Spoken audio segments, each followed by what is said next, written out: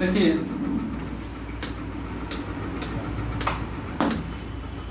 Hello, ये संख्या दो संख्याओं के महत्तम समापत्त तथा लघुत्तम समापत्त का योग 680 दिया हुआ है। यानी दो संख्याएं हैं जिनका आपका लघुत्तम दिया हुआ है और महत्तम दिया है, दोनों का योग करने पर कितना आ रहा है? 680 के बराबर। कह रहा है कि यदि लघुत्तम महत्तम का 84 गुना है, इसमें संबंध लघुत्तम महत्तम के बीच में दिया है। कह रहा है कि जो इसका लघुत्तम है ये महत्तम का कितना है? 84 गुना है। फिर उसमें से एक संख्या दिया हुआ है, वो दो संख्या थी ना, उसमें से एक संख्या आपको दिया हुआ है, फिर कह रहा है दूसरी संख्या हमको निकालिए। इसमें 2-3 सवालों का मिश्रण है और आपको इसमें ये गुना वाला रिलेशन भी सीखना है, क्योंकि आगे चल के ऐसे सवाल आपको मिलेंगे। तो सबसे पहले एलसीएम में सीएफ का हम देखते हैं, लिख लेंगे जो सवाल हमको। इसमें महत्तम दिया हुआ है यानी एचसीएफ आपको दिया हुआ है प्लस एलसीएम, दोनों का योग आपको कह रहा है कि 680। जो रिलेशन है उसको पहले लिखिए। एलसीएम में सीएफ का योग दिया है 680। कह रहा है कि यदि लघुत्तम महत्तम का कितना है? 84 गुना।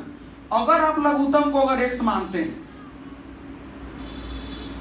लघुत्तम को अगर x पर मान रहे हैं तो इसका महत्तम कितना होगा? महत्तम का 84 गुना है। किसको मानना पड़ेगा? महत्तम को, क्योंकि संबंध महत्तम से स्टार्ट हो रहा है। महत्तम का 84 गुना है। अगर हम महत्तम को x मान ले तो इसका 84 गुना कौन है? इसका एलसीएम, यानी 84x होगा कि नहीं होगा? इसका एलसीएम होगा ना। अगर ये x है तो ये 84x है।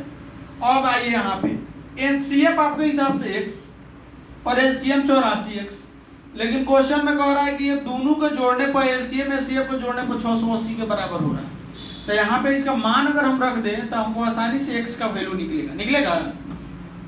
तो यहाँ पे अगर हम मान रख दें एचसीएफ के जगह पर x और एलसीएम के जगह पर 84x बराबर कितना के 600, तो 84 है एक, 84 है कितना हो जाएगा? 85x बराबर 680 और यहाँ पे x का मान रखेंगे तो 680 बटा 85। ये कटाइए, 5 से कट जाएगा। ये 5 का 5, 18 तो 5 तिहाई, 15 3 और 5 6 30। आई 5 से कट जाएगा आपका 17 5 85। ठीक है, 5 से ठीक है ना? 13 5 5 8 6 5 30। ठीक है, ये 17 से भी कटेगा, 17 34 17 5 8 से कटेगा। यानी यहाँ पे आपका x का वैल्यू निकल कर गया है 8, निकल गया 8। अब आप बता सकते हैं कि आपका एलसीएम कितना होगा? एलसीएम कितना होगा जी? 84x था तो 84, चाहे रहने दीजिए, इसको नहीं कीजिएगा। अब एक संबंध आपको बताए थे कि दो संख्याओं